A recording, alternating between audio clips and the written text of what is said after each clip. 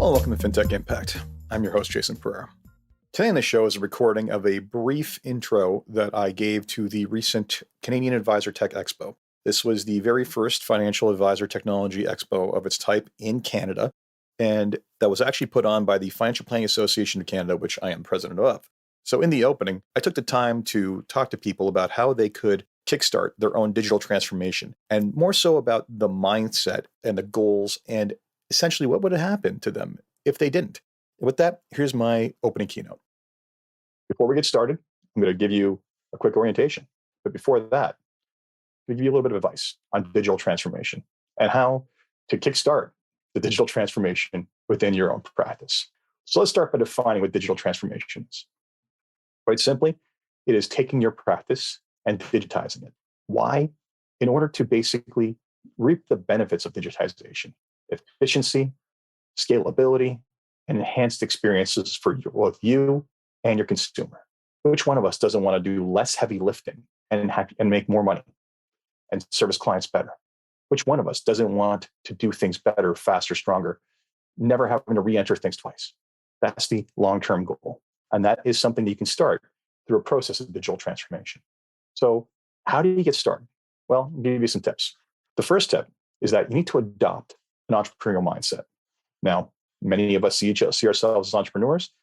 Some of us more than others. Some of us are fully independent, running their own offices, having to take care of all their own technology, while others basically work through dealerships who handle a large amount of the tech burden. And they may have restrictions. You may be one of them. And you may not be able to pick your portfolio management software. You may have to use what your dealership says. But whether you have the full independence to choose whatever vendor you want to work with, or you're restricted, there's always opportunities around the outskirts of those core technologies.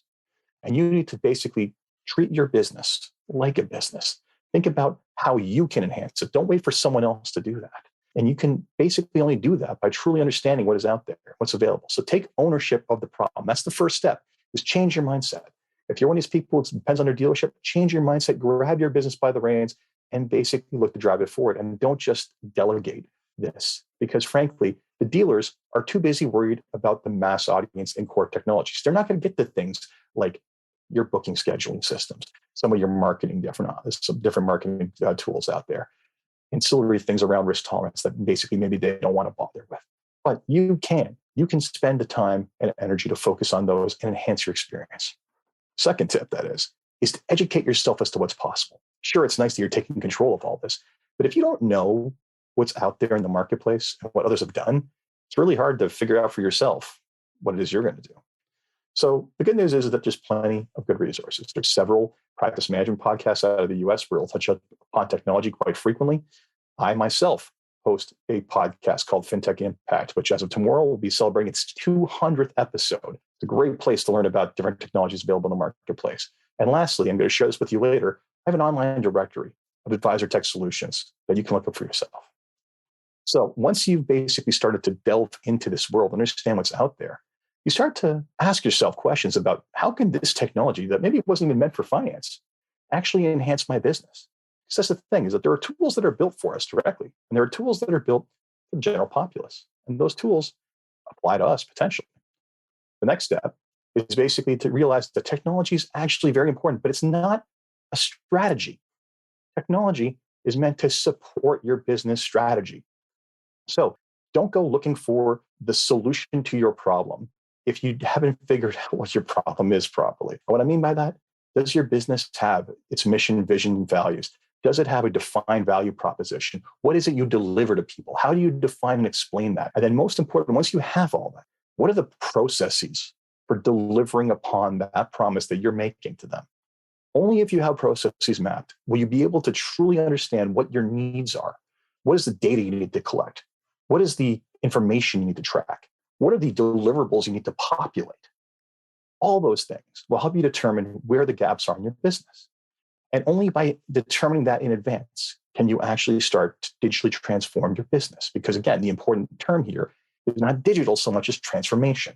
You have to have something to transform in the first place. Now, where to look once you've done that? Tip 4, start with repetitive pain.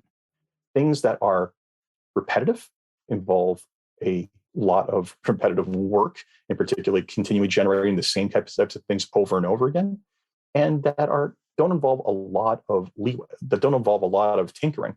Basically, those are tools or those are problems that are better handled through technology than by human beings. Human beings are really good at figuring out complex relationships between things. This isn't going to work because that person behaves like in such a manner. That's fine. Can't do that. But booking, rebooking, and reminding people about meetings, that's a piece of technology that's less than $50. Sharing passwords with your staff, it's software that's probably a couple dollars a month. Populating reports, so you don't have to rekey things in more than once. Well, depends on what you're looking to put in that report. But if you can get the data in one place, you can push a button and make it happen in a second. So once you've understood what's possible, once you've identified what you do, look for the things that are repetitive and take a lot of time and keep you away from facing clients. Those are the ones that are the most useful to basically automate. And those are the ones that are most likely to have solutions. So step 5, where to find those solutions? Well, I already gave you some ideas. The podcast, the director I'm going to show you shortly. But your best friend in this pursuit is quite simply Google. If you think I'm kidding, I'm not. That's where 90% of my searches start.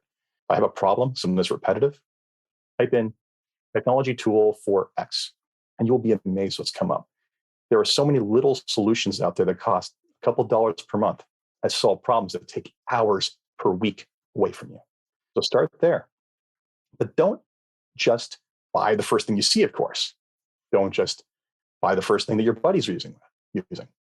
Because basically what you should be doing is looking at several vendors, figuring out which one of them has a feature set that meets the needs of your business, back to the process I was talking about earlier. And that's the one you implement. Then 6, and this is the most important step. Without this, the other ones are a waste of time. Invest in the time to learn and onboard the technology. I say this because I never ceases to amaze me how many advisors will come to me and say, I bought this because you said it was awesome. I went and did it. And I'm lost and no one's using it. And I'll ask, how long have you been using it? Oh, a week. Well, how much time did you spend training? Well, I just set it up. That's not the way to handle things. There's a learning curve. Respect the fact that there's a learning curve. Don't just set aside time to get things set up. Set aside time to learn it. And then learn it so much and so well that you can turn around and train your staff on it. And make sure that not only do they do it, that they learn it, that they do it, and they're held accountable to use anything you delegate them with, because otherwise they'll be left on their devices and they'll go back to their old bad habits. Now, why am I telling you to spend so much time away from your core business and worry about all this other stuff? Because this is your core business. This is all about working on your business, not just within it. And think about this is that in the future, as things progress, there will only be 2 types of advisors. There will be those who grab digital innovation by the reins and basically are able to get financial plans done in under the 10 hours that are benchmarked, far less, that are able to basically produce reports and deliverables and have them ready for them automatically before the meeting even happens, with no staff handling that. You'll be able to stop double entering in between systems. And you'll be able to do this all in a manner that actually protects you even more from a compliance sense than anything you're currently using. Those types of advisors will basically have greater efficiencies, will have more time to face clients, will be able to have deeper, more meaningful relationships with those clients, and will basically entrench themselves. Meanwhile, they'll also have less staff because bodies are what are being replaced here, except for the expert who is the advisor. So that's one type of advisor. And this is the other type of advisor. The type of advisor who basically doesn't listen to any of this, basically still isn't using e-signature, amazing, who doesn't have a CRM, who basically doesn't care about innovating any of this stuff. Now, that's the extreme example, but not listening and not innovating is not an option, because here's what's going to happen. First type of advisor, well, we're always talking about issues with margin compression in this business, right? They're going to be able to combat that. Why? Because they're going to be able to spend more and more time providing more and more service and different services to clients because they made their business very efficient. So even if there is pressure on them, it'll be minimal or more likely to survive it. Even if they do have to decline, guess what? Their margins improves so much more than the people who have the staff bodies. That second type of advisor, there's only one way to scale those advisors, more bodies.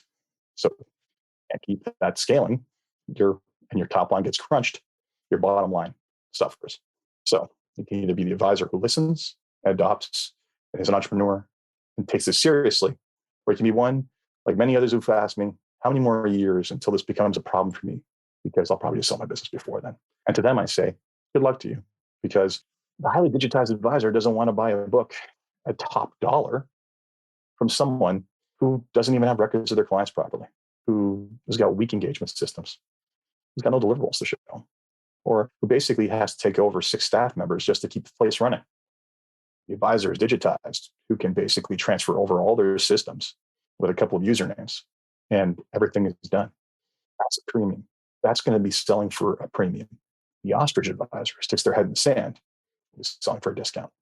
Now, there's no meteor coming here. There's no deadline date. Not going to wipe out the dinosaurs anytime soon, but it's death by 1,000 cuts. And it's going to catch up with you slowly. But for the group of people attending this call, this conference, you're looking to be in category 1, and I commend you for that. And this is all about you. Today, tomorrow, and the next day are all about you. It's all about technologies that you can choose to lever. So that was my brief opening keynote for the Canadian Advisor Tech Expo. If you were kind enough to join us that day, I thank you for it. You've heard this before. If you haven't heard this, and this is the first time you've heard it, I hope you take the advice to heart if you are a financial advisor or planner, because it all applies to you. And with that, as always, if you enjoyed this podcast, please leave a review on iTunes, Stitcher, or wherever you get your podcasts. And until next time, take care.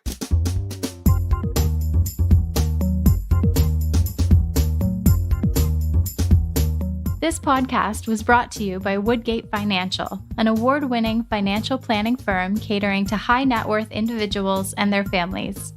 To learn more, go to woodgate.com. You can subscribe to this podcast on iTunes, Stitcher, and Google Play, or find more episodes at jasonpereira.ca.